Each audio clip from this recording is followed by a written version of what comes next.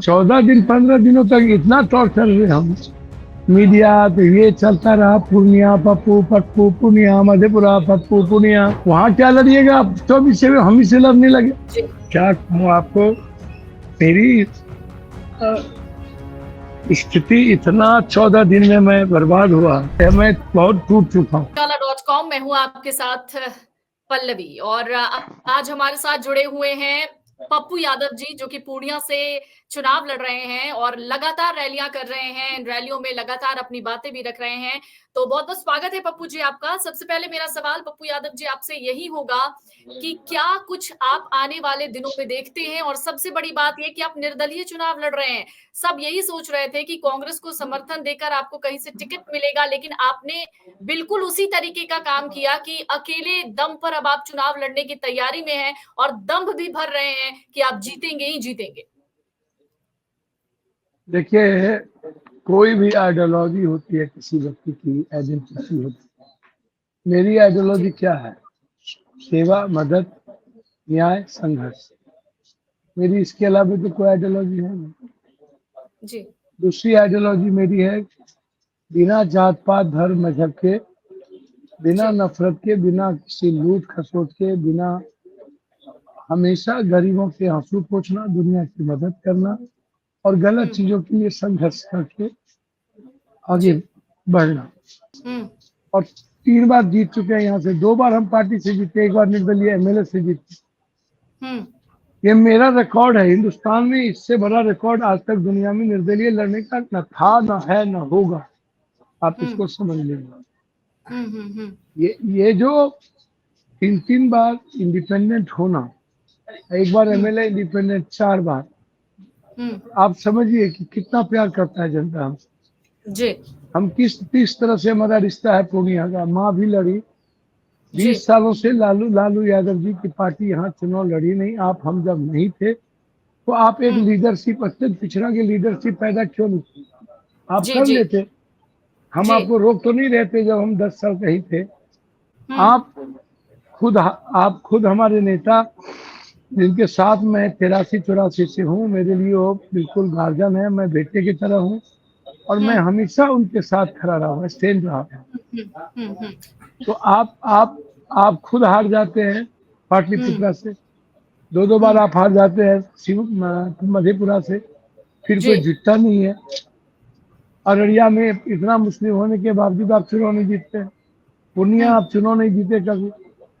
और जब पप्पू यादव ने निर्णय लिया 1 साल पहले कि हमें पूर्णिया लड़ना है और संघर्ष के साथ रहना है, क्योंकि सारे लोग संघर्षशील साथी हैं, तो इसीलिए मेरा मानना है, जो मैं समझ रहा हूँ कि चुनाव जनता लड़ती है जी। हमारी औकात कुछ नहीं है। नहीं तो हमारी ताकत और औकात होती तो हमको कहीं न कहीं समझौता करना पड़ जाता। पप्पू यादव जी, आप लगातार एक बयान दे रहे हैं, लगातार कह रहे हैं कि एक बयान तो आपका है जिसमें आप लगातार ये कह रहे हैं कि आपसे हर वो सीट छीनने की कोशिश की जा रही है जहां से आप चुनाव लड़ना चाहते हैं, और दूसरा बयान कहते हैं कि लालू यादव के आशीर्वाद से ही आप जीतेंगे। तो ये जो कॉन्ट्राडिक्शन है आपके स्टेटमेंट में जो सामने आ रहा है, लोग भी बहुत सारी प्रतिक्रियाएं दे रहे हैं आपके बयानों पर। इसको किस तरीके से आप क्लैरिफाई करना चाहेंगे? इसका अच्छा, ब्लेसिंग सबकी नहीं चाहिए। रावण ने शिव की पूजा नहीं की थी। दुर्योधन किसी के पास आशीर्वाद लेने नहीं गए थे। बिल्कुल। अर्जुन ने क्या किया?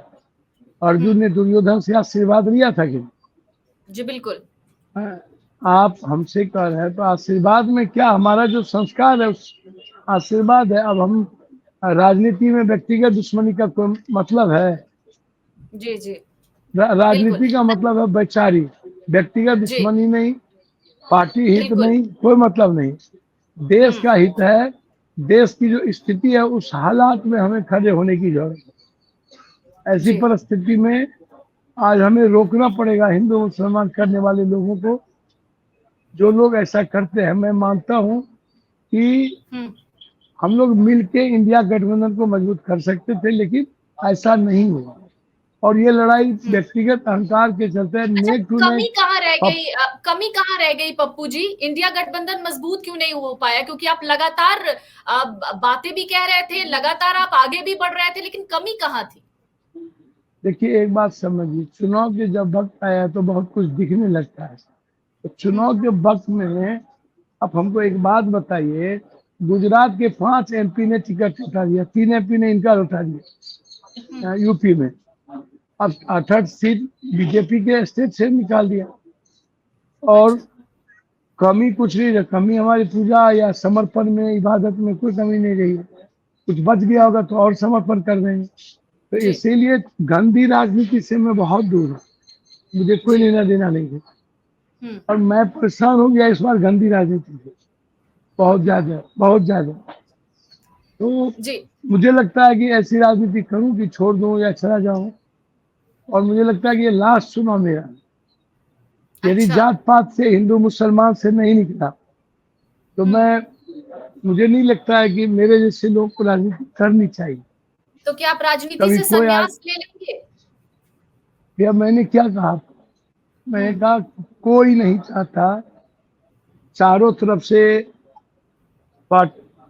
जो मुट्ठी भर पार्टी है जिनका काम मदद करना नहीं है, जी। लोगों के लिए जीना नहीं है, सिर्फ अपनी कोठी और घर बढ़ जाए। तो हम तो चाहेंगे कि हमारे लीडर का जो एक अच्छी ईमानदारी एक बहुत इम्पोर्टेंट है। और हम लालू जी से इसलिए ब्लेसिंग मांगते हैं कि इंडिया गठबंधन हम लोग संदेश नहीं जाए कि ये दो परिवार अलग है, मजबूती के साथ हम लोग लड़ रहे हैं। सीमांचल की प्रत्येक सीट हम लोग लड़े। तो इस हालात में हम जा रहे हैं। आप वहां क्या लड़िएगा, आप 24 से हम ही से लड़ने लगे। क्या कहूं आपको, मेरी स्थिति इतना 14 दिन में मैं बर्बाद हुआ, इतना ज्यादा मेरा मेंटल टॉर्चर हुआ, इतना ज्यादा मैं मतलब एकदम अड़ जाना, मतलब कई सारी परिस्थिति बातें हैं। मैं बहुत टूट चुका हूँ, इतनी गंदी अच्छा, पप्पू यादव राजनीति। तो बहुत मजबूत दिमाग के हैं। पप्पू यादव बहुत मजबूत दिमाग के, बहुत जिद्दी, और जो चाहते हैं वो कर लेते हैं, जो ठानते हैं वो कर लेते हैं। ये इन 14 दिनों में ऐसा क्या हुआ कि आप टॉर्चर हो गए? मतलब ये तो सोचा भी नहीं जा सकता कि पप्पू यादव को कोई टॉर्चर करे। आप हमको एक बात बताइए, पूर्णिया सीट पर ही जीत क्यों? जी बिल्कुल। और कहीं नॉमिनेशन करने नहीं गए, यहाँ क्यों आ गए? इतना नफरत हमसे भी। राजनीति में नफरत और दुश्मनी का कोई जगह है? और जगह तो आप गए नहीं। और आप गए नहीं तो गए, आप कांग्रेस को भी रोकिए किसी भी कीमत। आप नहीं दे सकते, पप्पू लालू कर दिए, ऐसा होता है क्या? वो मेरे गार्जियन है, पप्पू लालू का क्या मतलब है? तो इसीलिए 14 दिन 15 दिनों तक इतना टॉर्चर हुए हम। मीडिया तो ये चलता रहा, पूर्णिया पप्पू, पप्पू पूर्णिया, मधेपुरा पप्पू पूर्णिया। नतीजा हुआ कि हम तो ये सोचे थे कि हम जिस विश्वास के साथ कांग्रेस में मेरा समर्पण था कि कोई एक तो होगा कि हम लिए लड़ सकता। तो चलिए, एक दिन में सब कुछ नहीं होता है जी।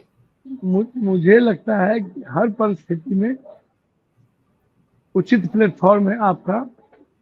एक आखिरी सवाल पप्पू जी आपका, क्योंकि आपका भी बहुत व्यस्त समय चल रहा है इस वक्त, लगातार आप रैलियां और चुनावी सभाएं कर रहे हैं। एक आखिरी सवाल आपसे ये कि आप जिस तरीके से लगातार डटे हुए हैं, लगे हुए हैं चुनावी सभाओं में, सबसे खास इस वक्त मीडिया रिपोर्ट्स में ये खबर आ रही है कि हो सकता है पप्पू यादव अपना नॉमिनेशन वापस ले लें।